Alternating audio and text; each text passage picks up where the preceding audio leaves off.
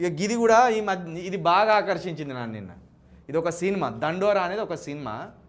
మురళీకాంత్ అని director, Ravichandra Banerjee Muppaneni అనేటైన producer. ఏమున్నది ఇక్కడ దండోరా? చేసే పనిని బట్టి కులం అన్నప్పుడు పని మారితే కులం కూడా మారాలి కదా. ఇప్పుడు చెప్పులు కుట్టేటోళ్ళను మాదిగోళ్ళు, డప్పులు కుట్టేటోళ్ళను మాదిగోళ్ళు అన్నారు కదా. వ్యవసాయం చేసేటోళ్ళను రెడ్డోళ్ళు అన్నారు, లేకపోతే కాపోళ్ళు అన్నారు కదా. వ్యాపారం చేసేటోళ్ళను కోటోళ్ళు అన్నారు కదా. అర్చకత్వం చేసేటోళ్ళను బ్రాహ్మణులు అన్నారు కదా. ఇక గడ్డం చేసేటోళ్ళను మంగళోళ్ళు అన్నారు, చేపలు పట్టేటోళ్ళను బెస్తోళ్ళు అన్నారు. ఇట్లా ఏ వృత్తి చేస్తే ఆ వృత్తిని బట్టే కులం వచ్చిందని అంటాను. మరి పని మారింది, కులం కూడా మారాలి కదా. ఇప్పుడు మంగళోళ్ళు సాఫ్ట్వేర్ లైన్లు, మాదిగోళ్ళు సాఫ్ట్వేర్ లైన్లు, మరి కులం ఏ కులం పెడదాం? అదొకటి. మతం మారితే రిజర్వేషన్లు పోతాయి అన్నారు. మరి పని మారితే కులం ఎందుకు పోతలేదు?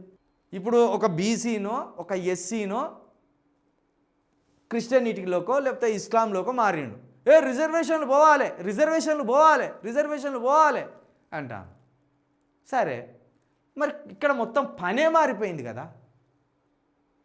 పనే మారిపోయింది. చెప్పులు కుట్టేటోళ్ళు ఈరోజు ఎమ్మెల్యేలు అయ్యిండు, డప్పులు కట్టేటోళ్ళు ఈరోజు డాక్టర్లు అయ్యిండు, కొంతమంది ఇంజనీర్లు అయ్యిండు.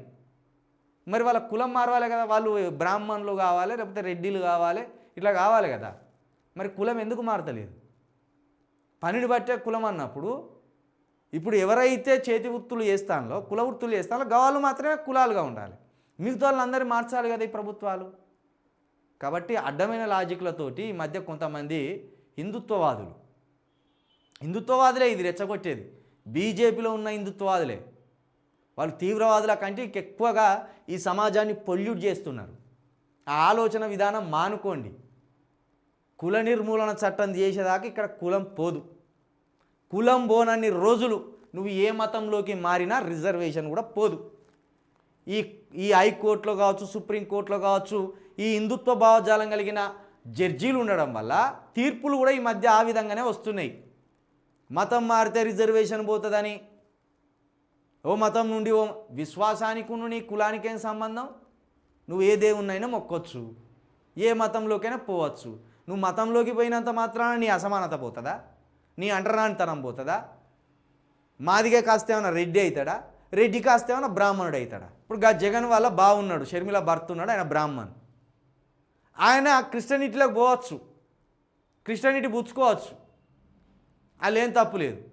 కానీ ఒక బీసీనో ఒక మాదిగనో ఒక మాలనో క్రిస్టియనిటీలో పోతే తప్పు. ఇంగ్లీష్ వాళ్ళ డబ్బులకు ఆశపడిపోతాను అంటారు. మరి ఇప్పుడు అదే సతీష్ ఉన్నాడు ఇక్కడ కుకట్పల్లిలో కల్వరి టెంపుల్, ఆయన కాపైనే, మరి ఆయన కూడా క్రిస్టియనిటీలోకి పోయిండు. మాలలు, మాదిగలు, బీసీలు, ఎస్టీలు వీళ్ళు క్రిస్టియనిటీలోకి మారితేనే తప్పు. ఇంకా పై స్థాయిలో ఎవడు మారినా కూడా వాళ్ళకి తప్పు అనిపించేది ఇది. కాబట్టి మతం మారినా కులం మారదు, కుల స్వభావం మారదు. ఒకవేళ కుల స్వభావం మారుతుంది అంటే పనిని బట్టే కుల వృత్తి అంటే ఇప్పుడు పనులన్నీ మారిపోయినాయి, కులాన్ని తీసేయరు. కులం ఉండనే ఉండొద్దు, కులాన్ని కొట్టేయాలి ప్రభుత్వాలు. కులాన్ని కొట్టేసినప్పుడే అన్ని రోగాలు పోతాయి మనుషులల్లా. ఇది గుర్తుపెట్టుకోండి.